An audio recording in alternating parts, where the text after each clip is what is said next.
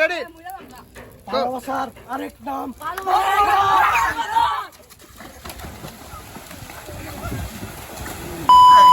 আসসালামু আলাইকুম এভরিওয়ান, কি অবস্থা সবার? আশা করি সকলে ভালো আছেন। ওখান বাজে দুপুর 12টা, আমরা সবাই মিলে দাম নদীর মেয়ে গোসল করার লাগিয়া যাইবার সময় রাস্তার মেয়ে দিয়ে উড়াদুর আন্দোলন।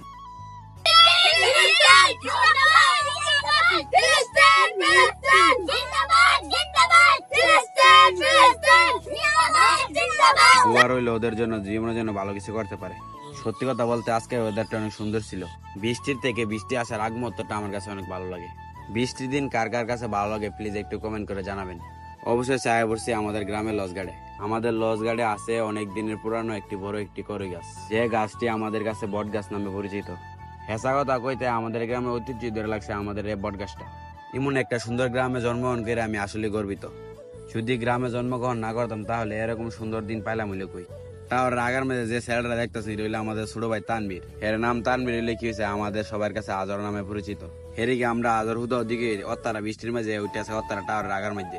হে আর 3বার ভাঙছে, আরেকবার মনে ভাঙ্গার শখ। লাহাদ রমন আজকে শৈতানা কোথায় আছে, আজকে সব শৈতান মৈতান লয়ে পড়ছি গোসল করার লাগিয়া।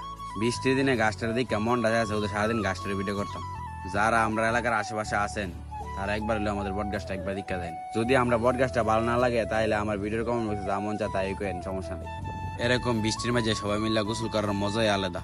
নবীনগর থেকে একটা লঞ্চ আছে, মনে হয় আমাদের এলাকা যাত্রী আছে, আমাদের এলাকা যাত্রী নামাই দিবার লাগে লঞ্চটা আমাদের গাড়ার মাঝে বিদাইছে। লঞ্চের আগার মাঝে যে কাইলা ছেড়া দেখতেছি এটার কেউ নেই, এটা আমি ওই।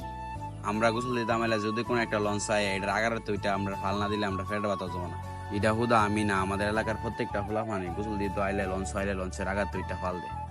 ছোটবেলায় আমরা গোসল দিতাম গেলে বড় ভাইয়েরা লঞ্চে দুইটা ফাল দিত আর আমরা গাড়ার তারা যারা দেখতাম ওখানে আমরা ফাল দিই, আমাদের ছোট ভাইয়েরা দেয়। ভবিষ্যতে তারা এমনি লঞ্চে দুইটা ফাল দিব, আমরা দেখতে আছে আর কি। গোসল দেওয়া শেষ করে বাড়ির উদ্দেশ্যে রওনা দিয়েছি। যাওয়ার আগে আপনারা আমার বট গাছটা এক নজরে একটু দেখায়নি। তো আজকে ভিডিও পর্যন্ত সবাই ভালো থাকবেন, সুস্থ থাকবেন, দেখা হচ্ছে পরের ভিডিওতে।